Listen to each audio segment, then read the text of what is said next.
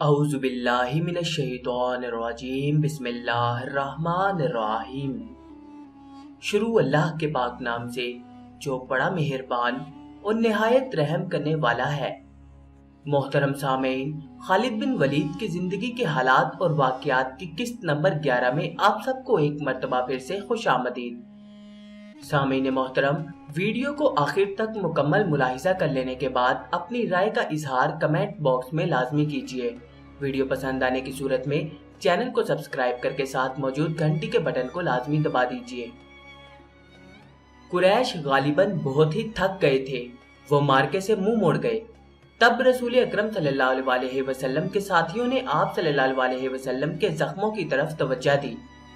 جو خواتین آپ علیہ السلام کے ساتھ تھیں، انہوں نے آپ صلی اللہ علیہ وسلم کو پانی پلایا، کپڑوں سے زخم صاف کیے۔ اس وقت یہ دیکھا گیا کہ خود کی زنجیروں کی ٹوٹی ہوئی کڑیاں آپ علیہ السلام کے رخسار کی ہڈی میں اتری ہوئی ہیں۔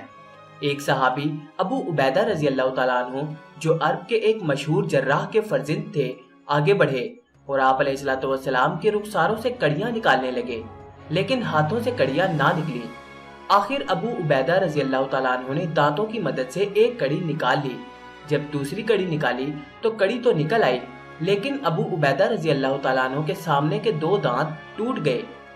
اس کے بعد لوگوں نے ابو عبیدہ رضی اللہ تعالیٰ عنہ کو اعلیٰ سرم کہنا شروع کر دیا، جس کا مطلب ہے وہ آدمی جس کے سامنے والے دانت نہ ہوں۔ پھر وہ اسی نام سے مشہور ہو گئے۔ ام ایمن رضی اللہ تعالیٰ عنہ، جو رسول اکرم صلی اللہ علیہ وسلم کے بچپن میں آپ علیہ السلام کی دایا رہ چکی تھی، آپ صلی اللہ علیہ وسلم پر جھکی ہوئی تھی۔ اس وقت تک آپ صلی اللہ علیہ وسلم کی طبیعت سنبھل چکی تھی۔ اچانک ایک تیر ام ایمن رضی اللہ تعالیٰ عنہ کی پیٹھ میں اتر گیا اور اس کے ساتھ ہی دور سے ایک کہکہا سنائی دیا۔ سب نے ادھر دیکھا تو قریش کا ایک آدمی حبان بن ارقہ دور کھڑا ہنس رہا تھا۔ اس کے ہاتھ میں کمان تھی، یہ تیر اسی نے چلایا تھا۔ وہ ہنستا ہوا پیچھے کو مڑا۔ رسول خدا صلی اللہ علیہ وسلم نے ایک تیر سعد رضی اللہ تعالیٰ عنہ بن وقاص کو دیکھ کر کہا کہ یہ شخص یہاں سے تیر لے کر ہی واپس جائے۔ سعد رضی اللہ تعالیٰ عنہ نے، جو تمام قبائل میں تیر اندازی میں خصوصی شہرت رکھتے تھے، کمان میں تیر ڈال کر حبان پر چلایا۔ تیر حبان کی گردن میں اتر گیا۔ سعد رضی اللہ تعالیٰ عنہ کے تمام ساتھیوں نے بڑی زور سے کہکہا لگایا۔ حبان نے ڈگمگاتے ہوئے چند قدم اٹھائے اور وہ گر پڑا۔ آج خالد جب مدینے کی طرف بڑھتا جا رہا تھا اور احد کی پہاڑی افق سے اوپر ہی اوپر اٹھتی آ رہی تھی، اسے اپنے کچھ ساتھی یاد آنے لگے۔ عقیدوں کے اختلاف نے بھائی کو بھائی کا دشمن بنا دیا تھا، لیکن خالد کو یہ خیال بھی آیا کہ بعض لوگ اپنے عقیدے کو اس لیے سچا سمجھتے ہیں کہ وہ اس کے پیروکار ہوتے ہیں۔ حق اور باطل کے فرق کو سمجھنے کے لیے بڑی مضبوط شخصیت کی ضرورت ہوتی ہے۔ ایک سوال اسے پھر پریشان کرنے لگا، میں مدینہ کیوں جا رہا ہوں؟ اپنا عقیدہ مدینے والوں پر ٹھوسنے کے لیے یا ان کا عقیدہ اپنے اوپر مسلط کرنے کے لیے؟ اسے ابو سفیان کی آواز سنائی دی، جو ایک ہی روز پرانی تھی۔ کیا یہ سچ ہے کہ تم مدینے جا رہے ہو؟ کیا تمہاری رگوں میں ولید کا خون سفید ہو گیا ہے؟ صحرا میں جاتے ہوئے ان آوازوں نے کچھ دور تک اس کا تعاقب کیا، پھر وہ اپنے ان دوستوں کی یاد میں کھو گیا جن کے خلاف وہ لڑا اور جن کا خون اس کے سامنے بہہ گیا تھا۔ ان میں ایک مصعب رضی اللہ تعالیٰ عنہ بن عمیر بھی تھے۔ قریش جو مارکے سے منہ موڑ گئے تھے، کچھ دور ہی پہنچے تھے کہ خالد نے اپنے گھوڑے کو ایڑ لگائی اور ابو سفیان کو جا پکڑا۔ اس نے ابو سفیان سے پوچھا کہ تم لوگ جنگ کو ادھورا چھوڑ کر کہاں جا رہے ہو؟ مسلمانوں کا دم خم ختم ہو چکا ہے۔ ابو سفیان بھی یہی چاہتا تھا کہ یہ مارکا فیصلہ کن نتیجے پر پہنچے۔ قریش کے چند سوار وہیں سے پلٹ آئے۔ خالد دیکھ چکا تھا کہ رسول کریم صلی اللہ علیہ وسلم کہاں ہیں۔ یہاں پھر ابو سفیان نے خالد کو کسی اور طرف بھیج دیا اور کچھ آدمیوں کو نبی علیہ السلام پر حملے کا حکم دیا۔ اب رسول کریم صلی اللہ علیہ وسلم کے ساتھ کچھ اور مسلمان آ ملے تھے۔ اب پھر ابن کیما لڑتے ہوئے مسلمانوں کا حلقہ توڑ کر رسول اکرم صلی اللہ علیہ وسلم تک پہنچنے کی کوشش کرنے لگا۔ اس وقت رسول اکرم صلی اللہ علیہ وسلم کے پاس مصعب رضی اللہ تعالیٰ عنہ بن عمیر کھڑے تھے اور ام عمارہ رضی اللہ تعالیٰ عنہ اپنے قریب پڑے ہوئے 2-3 زخمیوں کو پانی پلا رہی تھی۔ انہوں نے جب قریش کو ایک بار پھر حملے کے لیے آتے دیکھا تو زخمیوں سے ہٹ کر انہوں نے ایک زخمی کی تلوار اٹھا لی اور قریش کے مقابلے میں ڈٹ گئی۔ قریش کا سب سے پہلا سوار جو ان کے قریب آیا उस तक वो नहीं पहुंच सकती थी, इसलिए उन्होंने तलवार से उसके घोड़े पर ऐसा वार किया कि घोड़ा गिर पड़ा। सवार घोड़े की दूसरी तरफ गिरा। उम्मे उमारा रजी अल्लाह तआला अन्हा ने घोड़े के ऊपर से कूदकर कुरैश के उस आदमी पर वार किया और उसे जख्मी कर दिया। वो उठा और भाग गया। मसअब रजी अल्लाह तआला अन्हु बिन उमैर की कदबुद और शक्ल सूरत में रसूल करीम सल्लल्लाहु अलैहि वसल्लम के साथ नुमाया मुशाबिहत थी। इब्ने कैमा मसअब रजी अल्लाह तआला अन्हु को रसूल खुदा समझकर उन पर हमला आवर हुआ। मसअब रजी अल्लाह तआला अन्हु तैयार थे। उन्होंने इब्ने कैमा का मुकाबला किया।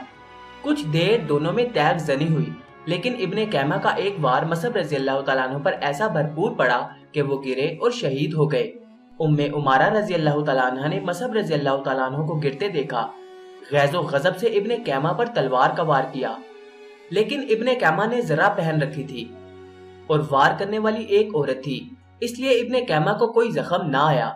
इब्ने कैमा ने उम्मे अमारा रजी अल्लाह तआला अन्हा के कंधे पर भरपूर वार किया, जिससे वो शदीद जख्मी होकर गिर पड़ी। उस वक्त रसूल करीम सल्लल्लाहु अलैहि वसल्लम जो करीब ही थे, इब्ने कैमा की तरफ बढ़े, लेकिन इब्ने कैमा ने पैंतरा बदलकर आप पर ऐसा वार किया जो आपके खोद पर पड़ा। तलवार खोद से फिसलकर आपके कंधे पर लगी। आप सल्लल्लाहु अलैहि वसल्लम के बिल्कुल पीछे एक गड्ढा था। आप जख्म खाकर पीछे हटे और गड्ढे में गिर पड़े। इब्ने कैमा ने पीछे हटकर गला फाड़कर कहा, मैंने मोहम्मद को कत्ल कर दिया है। वो यही नारा लगाते मैदान जंग में घूम गया। उसकी आवाज कुरैश ने भी सुनी और मुसलमानों ने भी। कुरैश को तो खुश होना ही था, मुसलमानों पर इसका बड़ा तबाहकुन असर हुआ। वो हौसला हार बैठे और ओहद की पहाड़ी की तरफ भागने लगे। अपने नबी के शदाइयों, भागते हुए मुसलमानों को एक ललकार सुनाई दी। अगर नबी सल्लल्लाहु अलैहि वसल्लम ना रहे तो लानत है हम पर कि हम भी जिंदा रहें। तुम कैसे शदाई हो कि नबी करीम सल्लल्लाहु अलैहि वसल्लम की शहादत के साथ ही तुम मौत से डर कर भाग रहे हो। मुसलमान रुक गए। इस ललकार ने इन्हें आग बगूला कर दिया। वो प्यादा थे, लेकिन उन्होंने कुरैश के घुड़सवारों पर हमला कर दिया। ये हमला खालिद और अकरमा के घुड़सवारों पर हुआ था। खालिद को आज याद आ रहा था कि उसके हाथों कितने ही मुसलमानों का खून बह गया था। इनमें एक रफ़ा रज़ी अल्लाह तआला अन्हु भी थे। खालिद के दिल में दर्द की एक टीस सी उठी। उसे कुछ ऐसा एहसास होने लगा जैसे वो बेमकसद खून बहाता रहा है, लेकिन उस वक्त वो मुसलमानों को अपना बदतरीन दुश्मन समझता था। अब मुसलमानों का दम खम टूट चुका था। प्यादे घुड़सवारों का मुकाबला कब तक करते? वो मजबूर होकर पहाड़ी की तरफ पसपा होने लगे। रसूल अकरम सल्लल्लाहु अलैहि वसल्लम भी अपने साथियों के साथ एक तंग सी वादी की तरफ जा रहे थे। जिस तरह मुसलमानों ने माले गनीमत की लालच में अपना मोर्चा छोड़ दिया और जंग का पांसा अपने खिलाफ पलट दिया था, उसी तरह अब कुरैश के आदमी मुसलमानों की लाशों पर और तड़पते हुए जख्मियों पर माले गनीमत इकट्ठा करने के लिए टूट पड़े। इनमें से कुछ कुरैश रसूल करीम सल्लल्लाहु अलैहि वसल्लम के ताक़ुब में चले गए, लेकिन आपके साथियों ने इन पर ऐसी बेजिगरी से हल्ला बोला कि इनमें से ज्यादातर कुरैश को जान से मार डाला और जो बच गए वो भाग उठे। रसूल अकरम सल्लल्लाहु अलैहि वसल्लम एक बुलंद जगह पहुंच गए। आप सल्लल्लाहु अलैहि वसल्लम ने वहां से सूरत हाल का जायजा लिया। आप सल्लल्लाहु अलैहि वसल्लम के 30 सहाबा रज़ी अल्लाह तआला अन्हुम में से 16 शहीद हो चुके थे। जो 14 जिंदा थे, इनमें ज्यादातर जख्मी थे। आप सल्लल्लाहु अलैहि वसल्लम ने बुलंदी से मैदान जंग का जायजा लिया। आपको कोई मुसलमान नजर नहीं आ रहा था।